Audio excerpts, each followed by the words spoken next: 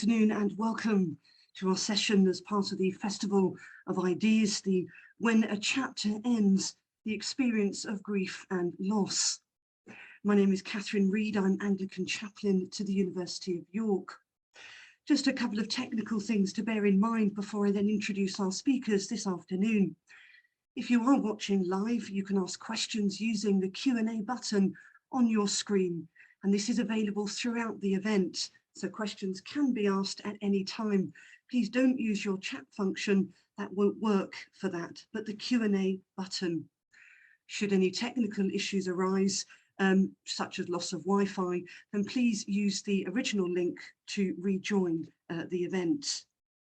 Please also remember that today's event is being recorded and that you will then be able to watch it again. Subtitles are available for this event, so to turn these on or off, you can use the CC Live transcript button at the bottom of your screen. So on then to our speakers. We have with us this afternoon Louise Richardson, Becky Millar and Emily Hughes. Louise Richardson is a senior lecturer in philosophy at the University of York and co-investigator on the AHRC-funded project Grief, a study of human emotional experience, and she writes about perception and the senses. So welcome, Louise. Becky Millar is a postdoctoral research associate for this project for Grief, a study of human emotional experience, and she works on the philosophy of perception and the philosophy of emotion. So welcome, Becky. And also with us today is Emily Hughes, also a postdoctoral research associate for Grief, a study of human emotional experience, and focuses on intersubjective relationships between the living and the dead. So welcome, Emily. And so finally, as part of our introduction, so today Louise, Emily and Becky will each talk for 10 minutes before then coming together as a group to discuss their talks further and then to answer or to take any questions from you at home. Again, you can ask any of those questions using the Q&A button at the bottom of your screen. So to begin then this afternoon, we welcome Emily Hughes. Thank you very much, Catherine, for that kind introduction. And thank you to everyone for coming to attend our panel today. So I'm going to begin with talking about, just get this slide, grief and the experience of time. An important idea within the phenomenological tradition of philosophy is that the way in which we exist is essentially temporal. Our subjective experience always unfolds in time. A fundamental structure of human experience, time plays a critical role in our meaningful pursuit of projects and possibilities and our skillful and habitual engagement with the world. For the most part, we are absorbed in time without really thinking about it. We are caught up in the movement and momentum of the present moment whilst retaining recollections of our past and projecting towards our future. This is known as lived time.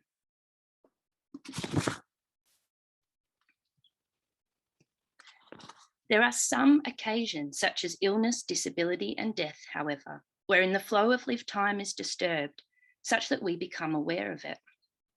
Whether it is through speeding up or slowing down or stopping altogether, one has the experience of becoming disconnected from the flow of time in a process that has been defined as desynchronization. Given how fundamental time is to structuring our lives, temporal disturbance can have a significant impact upon the way in which we experience the world and interpret our existence. As part of our research on the Grief project, our team conducted an online questionnaire study where respondents were invited to write long-form descriptive answers to a range of questions on different aspects of the emotional experience of grief. We received 267 completed questionnaires. And in answering question 6 of the questionnaire, has your experience of time changed in any way? 75% of respondents reported that grief has affected their experience of time in some way and often to a significant extent. Beginning with the most mild level of disturbance, 46 respondents describe the flow of time as slowing down or dragging in grief. This stagnation is often accompanied by a feeling of time's flow being lengthened or extended.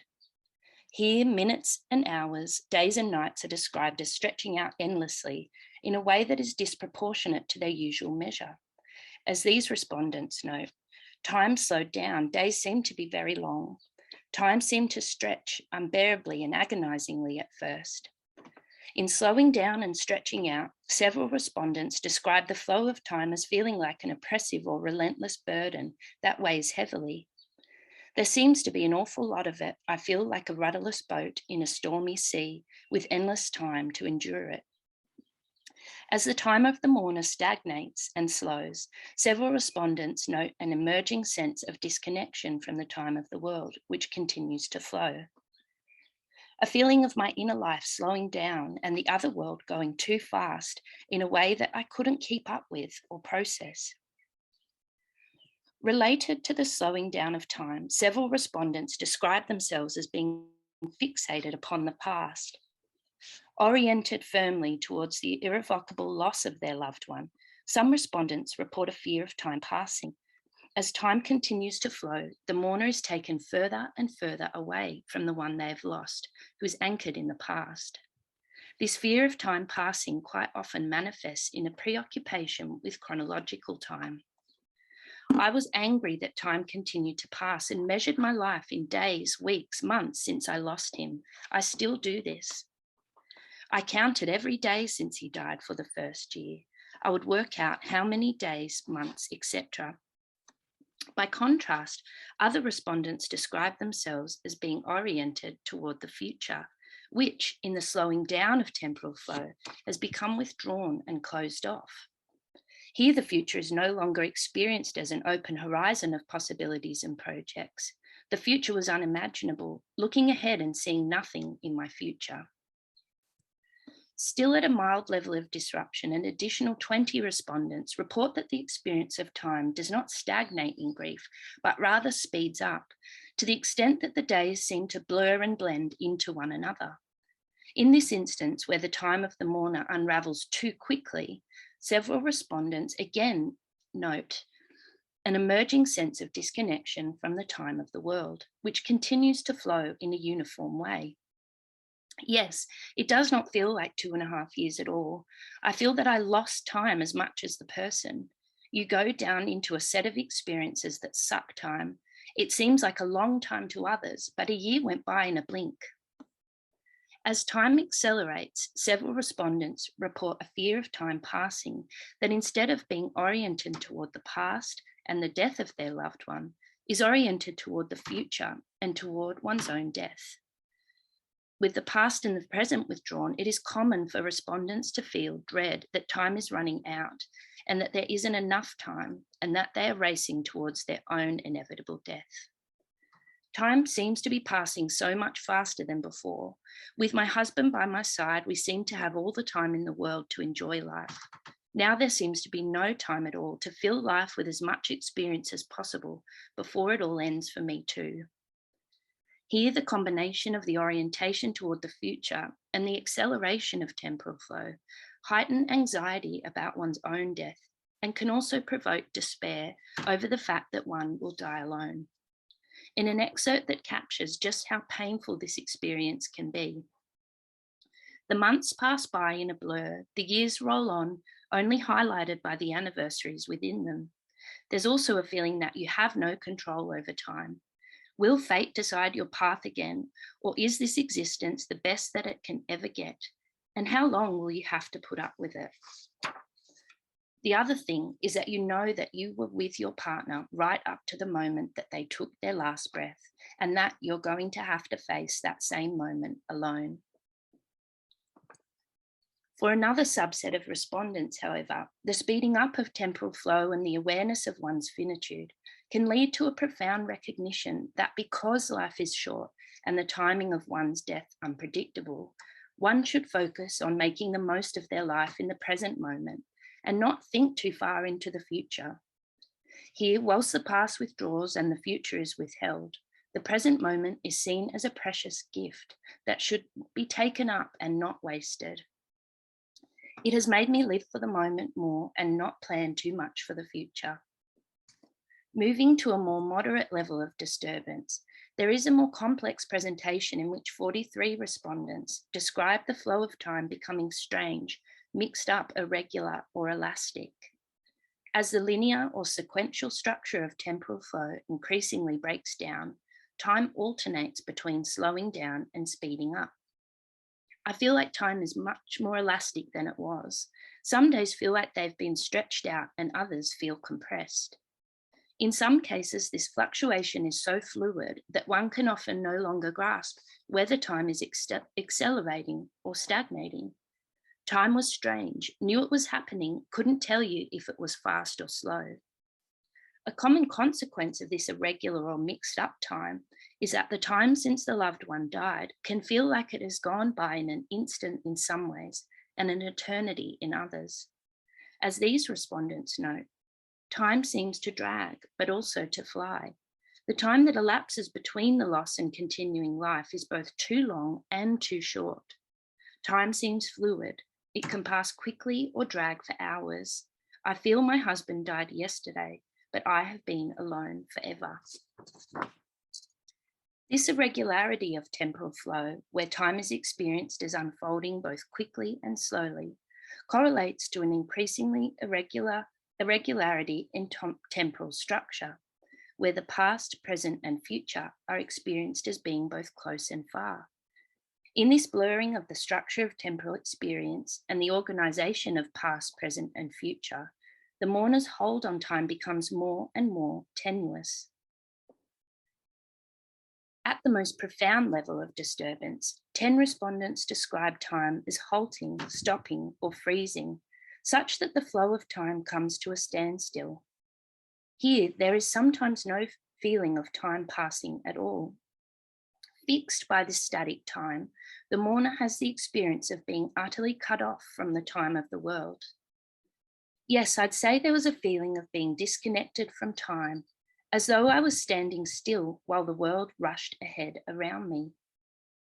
In the most extreme instantiation of temporal disturbance in grief, the standstill of time involves the experience of being beyond or outside the flow of time. Here, the mourner can find that the form of time has become meaningless, pointless, and lost its significance. As these respondents note, I can't order time and it's all meaningless. I don't remember when things happened anymore. Time does not matter so much. Other respondents report that time disappears or becomes unreal. Time doesn't really exist anymore. Amidst this derealization, the past, present, and future become arbitrary and irrelevant as a means through which experience might be meaningfully structured.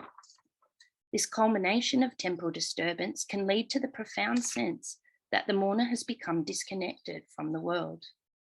From within this experience of detachment, the mourner must navigate the ambiguous tension between two worlds, a past in which their loved one was present and a future in which their loved one is absent. Taken as a whole, grief can be seen to disturb temporal experience in significantly different ways and to varying levels of depth. In this way, different forms of temporal disturbance can be seen to configure the emotional experience of grief in important ways. This has significant implications for the way in which the mourner interprets the significance of their grief and the way in which it shapes their life in an ongoing way. Thank you. Thank you very much. Thank you very much, Emily. And please do, I encourage you to, for any questions in the Q&A button that we will then look at the end of our 3 talks today. So please do that. And now we move on to Becky Millar. So I'm going to now talk about the extent to which and the ways in which we can continue to relate to loved ones when they die. So I'll begin by briefly introducing an influential approach according to which healthy grief is characterised by detaching and relinquishing our bonds to the dead, before going on to discuss a different approach known as the continuing bonds framework that tells us that our relationships with the dead continue in an adapted form.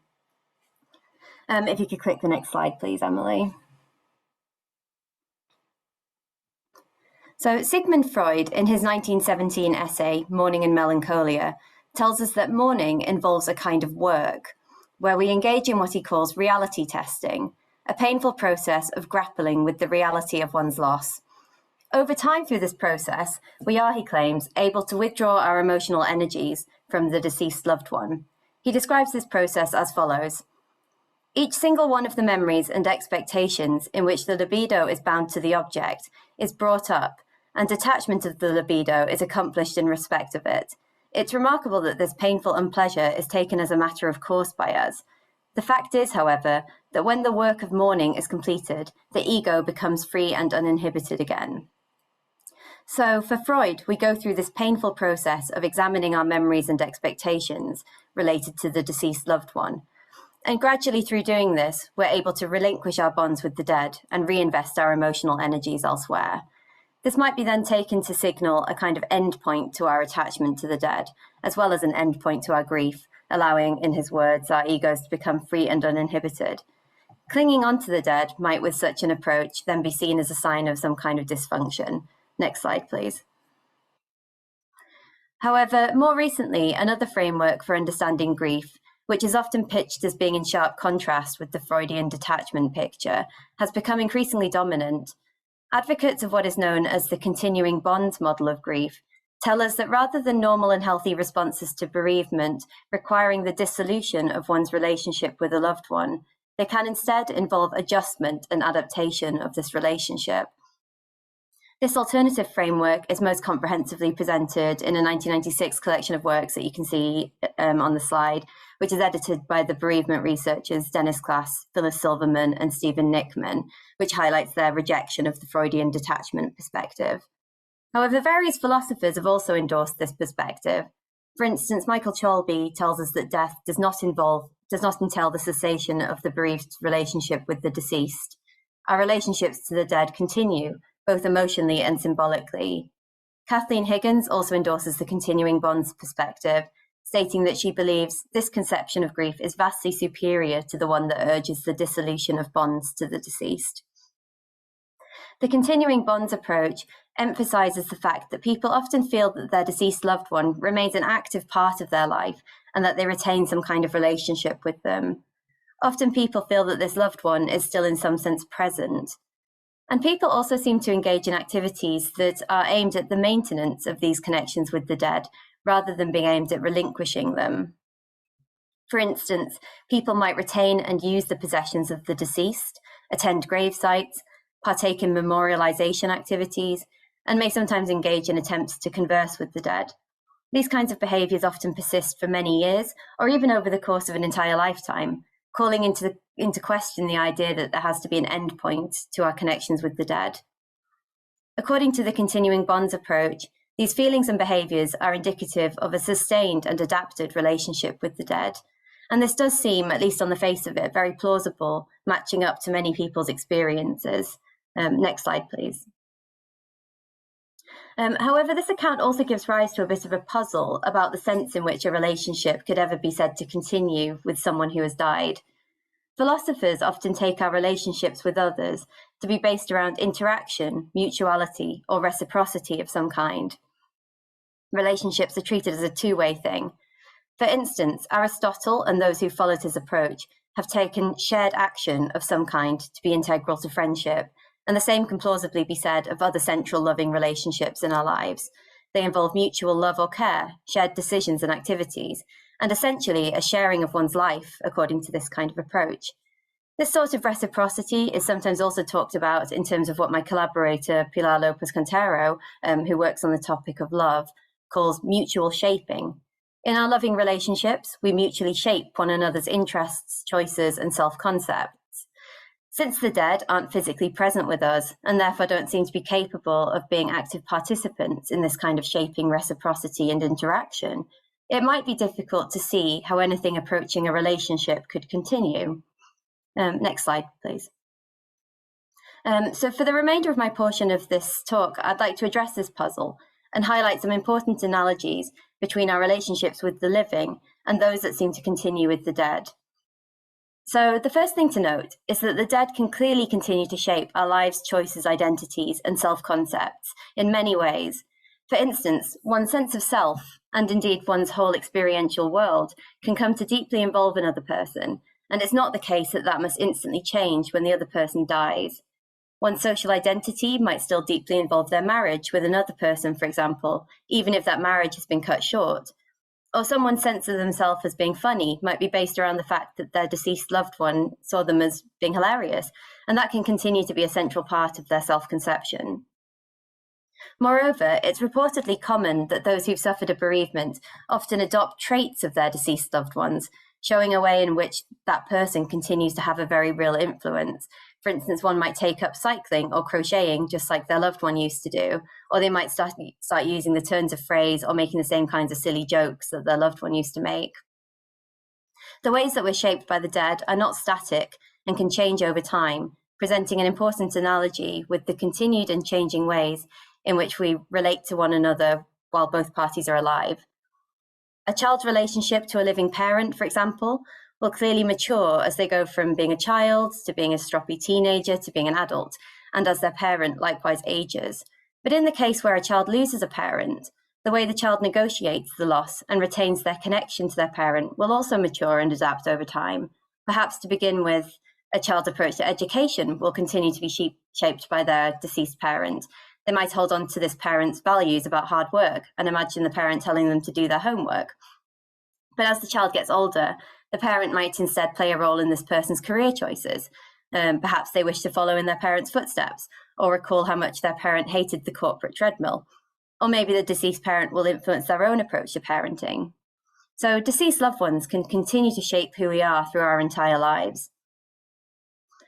One might object at this point that while the dead can dynamically shape who we are, we clearly cannot shape who they are in return, putting our connections with the dead in sharp contrast with our relationships with the living. However, it would be a mistake to think of this process as being merely one-directional, even if we lack the full-blown reciprocity that we have in our relationships with the living. Next slide, please. Typically, just as the deceased can shape the bereaved, there is equally a process of the bereaved shaping the legacies of and memories about the deceased. This allows for a closer analogy with the kind of two-way interaction or reciprocity that's central to our relationships with the living, and further enables a sense of dynamicity to one's continuing bonds with the dead. This construction of memories and legacies is a continuing process that changes over time. For instance, in the case of the bereaved child, as they grow up, they're able to construct increasingly detailed descriptions of their deceased parent and come to understand their parent in different ways. And this in turn can further shape their own sense of identity and the choices that they make. This process, and particularly where we're engaging in collective constructions of narratives with others about the dead, this can allow for elements of spontaneity and surprise, much like those that occur in our relationships with the living. For this reason, the philosopher Kathleen Higgins says, narratives can symbolically reanimate the dead because they allow fresh insights, recalling something of the continual potential for surprise in an ongoing relationship. We tell stories about the dead with others and find out new things about our loved ones that we weren't previously aware of, perhaps discovering different aspects of their personality. And these revelations can again colour our understanding of the deceased and likewise influence our own sense of identity. So, just to sum up, even though we lack the kind of full-blown reciprocity and interaction that's characteristic of our relationships with the living, our connections with the dead are not merely one-directional, and they retain a kind of dynamicity that's involved in our paradigmatic loving relationships. This highlights an important sense in which the continuing bonds approach is right about the possibility of retaining some kind of relationship, even when a loved person dies. So now I'll pass back to Catherine. Thank you. Thank you very much, Becky. Please do keep your questions coming in the Q&A box, which we can look together at the end. So our final speaker then this afternoon is Louise Richardson. Hi, so thanks again to everybody for being here with us. So when our project work began very early in 2020, we didn't know just how timely it was going to turn out to be. Of course, death is a common occurrence in any year, and so bereavement is likely to affect all of us at one time or another. But as COVID-19 deaths increased, so did attention to the grief of those who'd lost loved ones. Furthermore, next slide, please. The pandemic also drove an increase in interest in the idea of grief over other losses too. Numerous popular articles suggested that some of the emotional upheaval that even those who hadn't been bereaved were feeling was a kind of grief. And survey studies have backed this up, with respondents describing grief over, for instance, cancelled events, prohibited activities, and departed presuppositions and attitudes. So the quotations on the right-hand side of the slide here are from the Pandemic Experience Corpus survey. The first quotation here says, "As an older person, the loss of time affects me most, and the possibility that opportunities may have been lost and it will not be possible to reinstate them." But how seriously should we take this kind of talk? Is the grief that follows a bereavement the same kind of experience as what one might feel over other serious losses? Next slide, please. On the picture of grief that's emerged from our work on the project so far, grieving is primarily an experience of lost possibilities, something that survey respondent picked up on. More specifically, it's an often lengthy process of recognizing and accommodating such possibilities. This is, first of all, an illuminating way to understand the grief that follows a bereavement. You can think of a person who you love and care for as at the center of a network of possibilities of various kinds. There are, of course, the things that are possible for that person, such as the possibility of finishing a craft project they were enjoying or seeing their children grow up. But there are also possibilities that are yours that depend on the loved one, such as the possibility of hearing their voice again or of eating your favorite meal cooked by them. Finally, there are shared possibilities you share with the loved one, such as the possibility of going to the cinema or for a walk together. When the person at the center of this vast network dies, all these significant possibilities are foreclosed. And the grief that you feel is, we suggest, a process of comprehending this vast network of lost possibilities. A process of comprehension is required because our grasp of possibilities that depend on a person is often largely habitual and implicit. Such a grasp takes time to unlearn. Old habits and expectations are lost only gradually and replaced by new ones only gradually. Next slide, please. Once grief is understood in this way, we can see how it might occur in the context of a wide range of losses other than bereavements. For example, some people describe feeling grief over involuntary childlessness, the experience that is of not being able to have children when that's something that was very important to you. In fact, to our surprise, in the qualitative survey that Emily mentioned in her talk, 29 respondents addressed grief of this kind, grief over involuntary childlessness rather than grief following a bereavement. So, for example, the bottom quotation here, the respondent says, "I'm mourning the loss of my daughter that I never had." The idea of grief over childlessness can seem very mysterious. After all, you might wonder, can you really be said to have lost something that you didn't ever have? But on the view sketched on the previous slide, it makes sense that someone might, in these circumstances, experience grief of the same kind as occurs following a bereavement. For someone experiencing grief over involuntary childlessness, having a child was something upon which significant possibilities depended. Having a child was at the center of a network of possibilities in the same kind of way as somebody you love might be at the center of such a network. When it becomes clear that there will be no child, these possibilities are foreclosed, and the grief that is experienced is the process of recognizing these possibilities and rebuilding one's world accordingly. Next slide, please.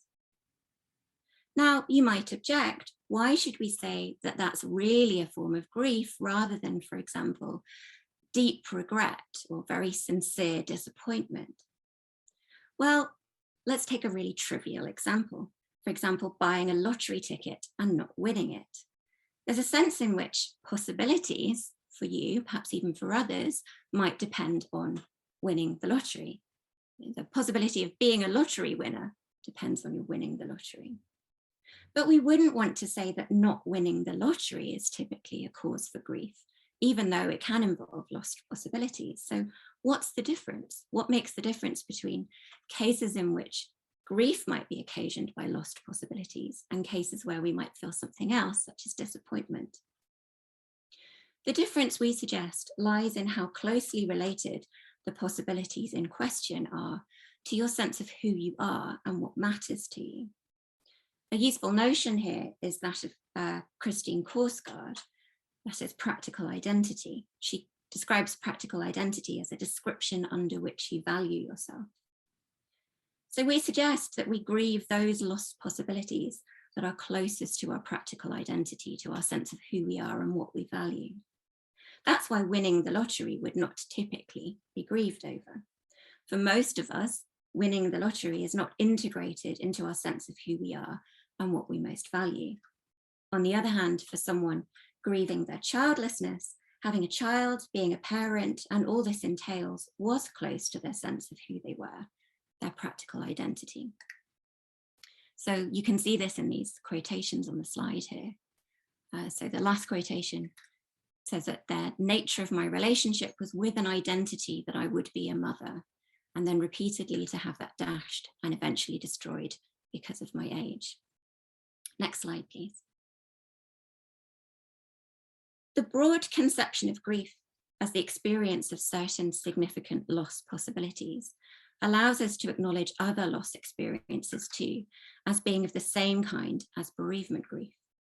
For example, some people living with chronic illness report feelings of loss that are likely in some cases to be closely related to their practical identity. So there's a quote here on the slide from project member Eleanor Byrne. And the quotation is from somebody who was diagnosed with chronic fatigue syndrome. They say, when I first got sick, and also again, when I was diagnosed, I went through a period of grieving. Like the former me had died, I was grieving my old life and my old plans. So when we understand grief as a loss of significant possibilities, we can take descriptions of grief associated with chronic illness literally. Likewise, some cases of empty nest syndrome might count as genuine grief. So empty nest syndrome is a feeling of loss described by some parents when their adult children leave home. So if having your adult children in your home and still interacting with you in the ways that that enables is something that's close to your sense of who you are, then when they leave home, then one might experience a genuine kind of grief. And of course, this conception of grief might allow us to take seriously some of those descriptions of non-bereavement grief during the pandemic. Next slide, please. Now, none of this is to say that bereavement grief might not have unique features. Maybe for some explanatory purposes, we need to think of grief following bereavement, or at least grief that involves the loss of a person, as being distinctive. However, there is, we suggest, a way of understanding grief on which it can also be had in response to a variety of significant losses. If that's right, then it's of practical as well as theoretical significance. Without a notion of grief expansive enough to cover non-bereavement loss, we may be failing to recognize a significant source of suffering in ourselves and in others. Next slide, please. So I want to end by giving some thanks on behalf of myself, Emily and Becky. First of all, to our project team members, Matthew Radcliffe, who's the project leader, and also Eleanor Byrne, and especially to all those who generously shared their experiences of grief with us by completing our survey. And finally, to the Arts and Humanities Research Council for funding our research. Last slide, please. And if you're interested in what you've heard from us today and would like to hear more, please take a look at our project website, griefyork.com. You'll find information about forthcoming events there, recordings of lots of public lectures that we held largely online over the last 2 years. And very soon you'll also be able to take a look at a database of our survey responses. You can also follow us on Twitter @griefyork, or send us an email at grief-project@york.ac.uk. Thank you very much. Thank you very much. Thank you, Louise. So we have received a number of questions as the talks have been going on. Please do continue to put your questions in the Q&A, and we'll look at those in the time that we have. So we do have a good 20 minutes for questions. Just picking up a couple of those questions, particularly thinking of Becky and thinking of continuing bonds. We have a question here from Michael Rea that I suppose is something that would be in my mind as well.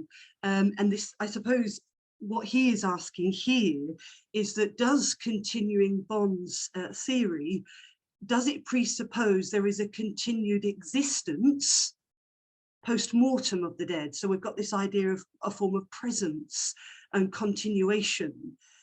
So that certainly, he's asking, is that presupposed? Is that an axiom to what the continuing bonds theory is saying? And if so, is it of use to those who think death is the physical cessation of existence? So I think that's definitely a question to be explored. So what would you like to say in response to that, please? Yeah, thank you, Michael. That's a really good question and a very important one. So the continuing bonds theory itself is ontologically neutral about the status of the dead. But I do think that there is an important question about whether or not the idea of a relationship presupposes that the other party still has to exist. So I think that my interest with regards to this question is more about the extent to which there are phenomenological similarities between our relations with the living and those with the dead, rather than the kind of metaphysical question about whether or not our kind of continued connections with the dead can truly be considered a relationship. So I think that regardless of whether or not the dead still exist in any sense, there's an important kind of continuation of some sort of dynamic shaping. And I think that that's my primary interest there, rather than the kind of ontological question that I want to remain neutral on. So I hope that kind of somewhat answers your question. I don't know if anyone else has anything to add to that at all. Thank you. And again, just on continuing bonds, another question in relation to that, Becky. We have a question here. Do you think that a person who has lost someone that had a disability, and we have it specified as cerebral paralysis, that they can develop an adaptation to the paralysis, like an emotional paralysis in waking life? And they do add, by emotional paralysis, I mean a suppression of emotions or numbness, usually attributed to dealing with the loss, or any other disability that translates otherwise psychologically in the person who suffers the loss.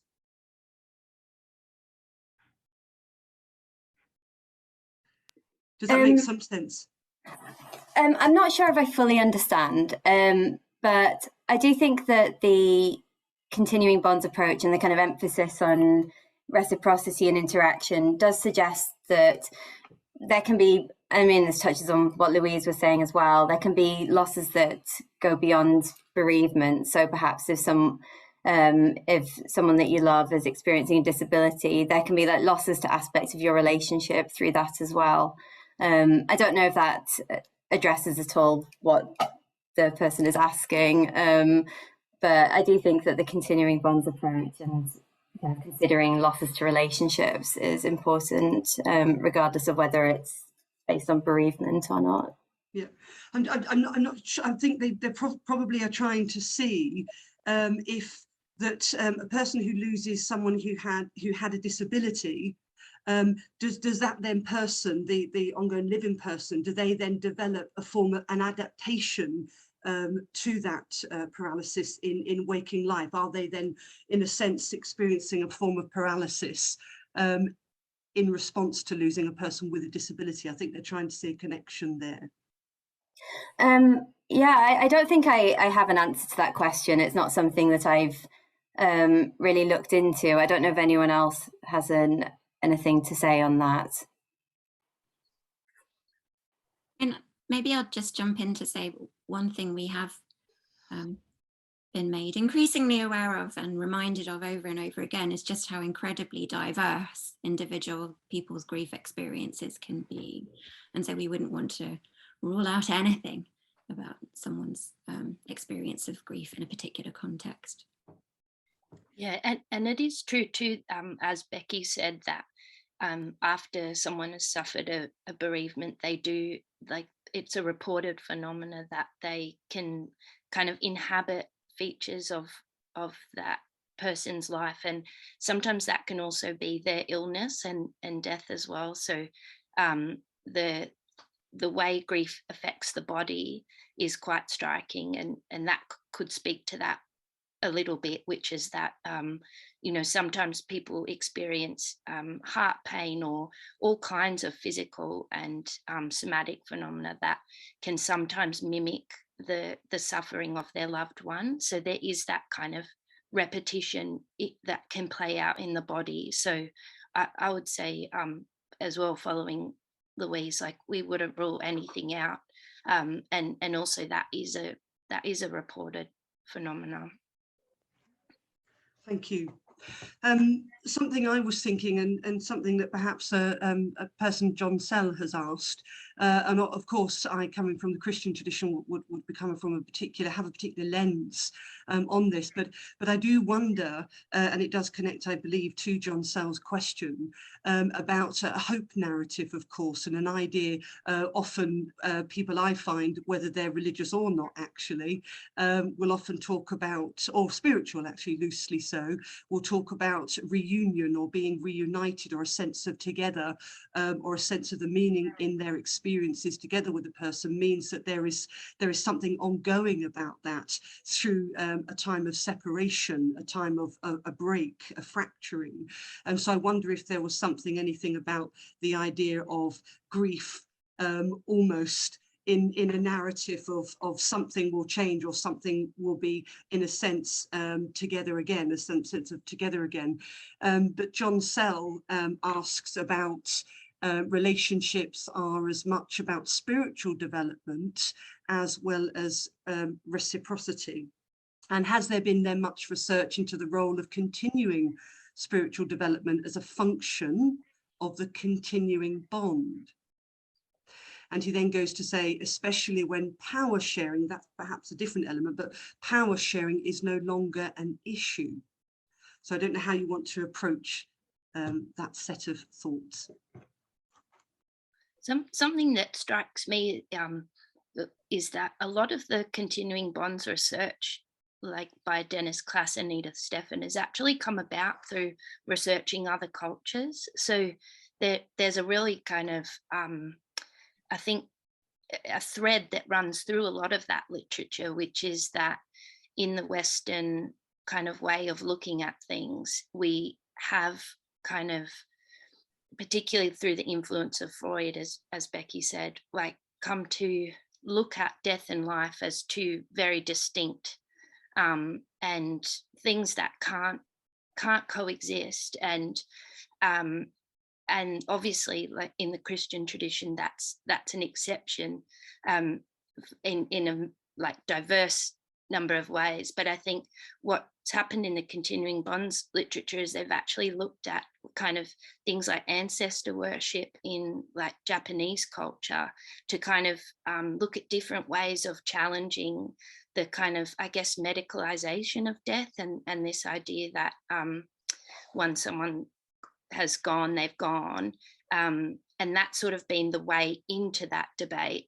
As to the research on it, I think it's very current and very new. So I think I don't know of a lot of research in philosophy that has been done on that question, but you guys might know. The only thing I would add to that is there's also quite a lot of discussion in the continuing bonds literature about the role of like memorialization practices and narratives and so on. So that could include things like funerals and other kind of religious rituals and so on. So that might be a way in which one's kind of bond with the dead could be continued through more kind of spiritual practices. Thank you. Sorry, John Sir wants to sort of make clear that he himself is not coming from a religious sort of standpoint. So John, just please, if you wanted to say something more about what you meant by spiritual development, and we'll see if we have time to pick that up. So our questions continue to come in. Thank you. One from Jack Hoggett. Saying, thanks, Louise. Could you please perhaps say something a little more on what features would distinguish cases like losing the lottery and paradigmatic cases of grief? Should we be saying that losing the lottery or a child losing a toy aren't cases of grief, or that they shouldn't be? Compare, say, being angry. We wouldn't say that one isn't angry, but they shouldn't be. That is, they're not properly appreciating what has happened. So, and he's drawing on a particular sort of Aristotelian perspective here. But anything you want to come back on that, Louise? Yeah, thanks, Jack. That's a really good question, and it's something we have bumped up against a number of times in thinking about non-bereavement grief. So I think it helps to think of there being two different ways in which an emotion can be appropriate or inappropriate.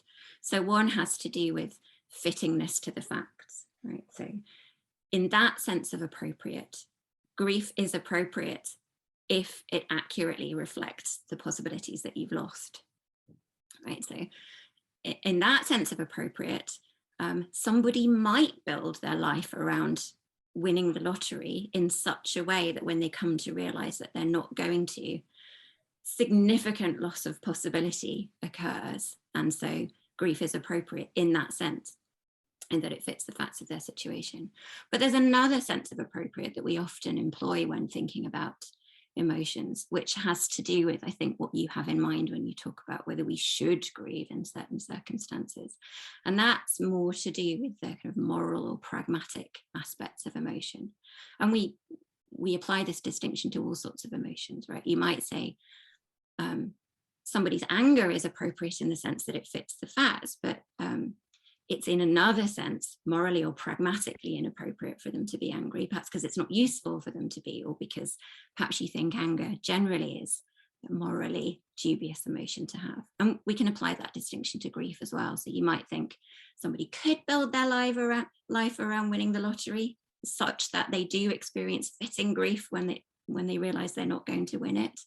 But open question, is that a morally, pragmatically appropriate way to build your life? Well, if not, then there's another sense in which that grief is inappropriate. I hope that helps, Jack. Thank you. A question here, thinking about, well, what may characterize grief when the person is still alive, but who has dementia? So, for example, a son whose mother with dementia cannot remember who he is. Does the person actually have to die, or does the person have to actually die for the grief cycle to begin? Shall I carry on and answer that one? So I think thinking of grief as primarily or to a large extent concerned with lost possibilities allows us to accommodate experiences of grief in contexts like that, because it's natural to describe what's happened in a case like that is that the person who has dementia has lost significant possibilities. There's possibilities that now are foreclosed for them, and likely shared possibilities that have been lost too. And so it allows us to accommodate what happens in that sort of a case as grief. And in fact, usually, maybe not usually, but very often, bereavement grief isn't quite so tightly located around the death anyway. Often when people die, it takes some time. There's a period of anticipating the death for all concerned. And so grief will often precede the death where there is a bereavement involved anyway. So that's a really good and interesting question. And I think we can think of that as a kind of grief. In fact, Pauline Boss describes that as a form of ambiguous grief, because there's a kind of tricky interplay between presence and absence in such a case. I think she describes that as a case in which somebody's physically present but psychologically absent. And again, another question around relationships and grief. Well, what may characterize grief in situations where the relationship to the person lost was strained? For example, a daughter's loss of a father after years of an unresolved negative relationship. Does anyone want to make a start on that one, or shall I start and someone else jump in? I'm happy for you to start, Louise, or I'll make a start and then you can finish off. So any particular case, it's really difficult to say how grief would unfold. Grief is very dependent on the context in which the death occurs and the relationship that people had before death, and the family context in which it occurs, for example. One thing that sometimes gets talked about in cases like that is unfinished business. So people feeling that, and this can be understood as a kind of lost possibility too. You know, if a relationship is strained or in other ways not a good one, people might still hold open the possibility of making the relationship better, doing something to improve it. And of course, when the death occurs, that possibility is foreclosed, and that's one of the things that the person is tasked with accommodating as part of their grief. But Becky, do you want to say some more about this? Because this really is a question about continued relationships, isn't it? Well, one thing I would say is that in the philosophical literature on grief, it's sometimes said that we can grieve anything that we kind of invest our practical identities in. That's something that Michael Cholby says, but is also endorsed by various other philosophers as well. So that's the idea that grief doesn't hinge on love or having a positive relationship with someone, but we grieve anything that just really matters to us. And someone that you have a strained relationship might still really matter to your identity and to your life. So regardless of whether you've got a strained relationship with someone, that doesn't preclude them mattering in the way that would result in grief. Mm. Yeah, I think to follow on from that as well, like I've read some literature recently on complicated grief and prolonged grief disorder, and I think what most of the literature is still showing is that it depends on exactly what Becky's saying, like how much of the person's practical identity depends upon the other person. And so we still do get the most prolonged and complicated grief trajectories tend to be those really close spousal or parent-child relationships, which I think kind of bears that out, that it really depends on how much of your practical identity and your life possibilities are built around that other person. So thank you. We've just got time for a couple more, but we've obviously got more questions that are coming. So one of our questions from Amy, how do children grieve differently to adults? And particularly, how does their memory affect this?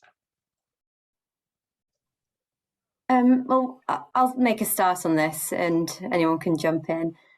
So one thing that I would say is that in our project, we've been thinking about grief as being this kind of gradual process of comprehension as you kind of grapple with all these losses of possibilities. So with that kind of approach, even quite a young child can kind of over time navigate these losses of possibilities, even if they have less of an understanding from the outset of what it means for someone to be dead. And I suppose with them, they're going to have, that's going to be more of a kind of like forward facing trajectory, I suppose. They'll probably have like fewer of the kind of narratives based on their memories shared with that person. But over time, they're still going to be kind of grappling with these lost possibilities. So that's like an initial thing I would say on that. I don't know if the others have thoughts. Yeah, I would agree, because I think one of the things we've talked about a lot as a team is the idea of grief as a process, and this is quite like a dynamic process. So it means that sometimes it might not be, for a lot of people in our questionnaire study, it's not until they get to retirement or that like they re-experience the grief in a new way. So for a child, it might be as they grow up and they kind of realize that their parent is absent or their grandparent is absent at a time when that person could have had a significant impact in their life, then the process of grief tends to evolve and change and can be experienced anew, sometimes very painfully, many years later. Thank you. And just to bring together a couple of questions here. Someone asked earlier in the as one of the initial questions, you know, what commissioned, what initiated this research, why was it undertaken? And then we've got this question here to put with that, perhaps, how will this research lead to policy and practice changes around support for people going through the grief process? Shall I start? Okay, so as a piece of philosophy research, there was no commissioning of it. So the project began in an interest in this topic by our project leader, Matthew Radcliffe, who isn't with us today, so I'll attempt to speak on his behalf. So he has a long history of writing issues at the intersection between phenomenology and psychiatry. So he's previously written a book on depression and a book on hallucination. And I believe in the process of exploring those kinds of phenomena, he started to think about comparisons with grief, ways in which grief was similar to and different from other emotional phenomena. And so he put together this project, and we came in on it with him. Now, in terms of whether it's going to have any policy implications, that remains unclear.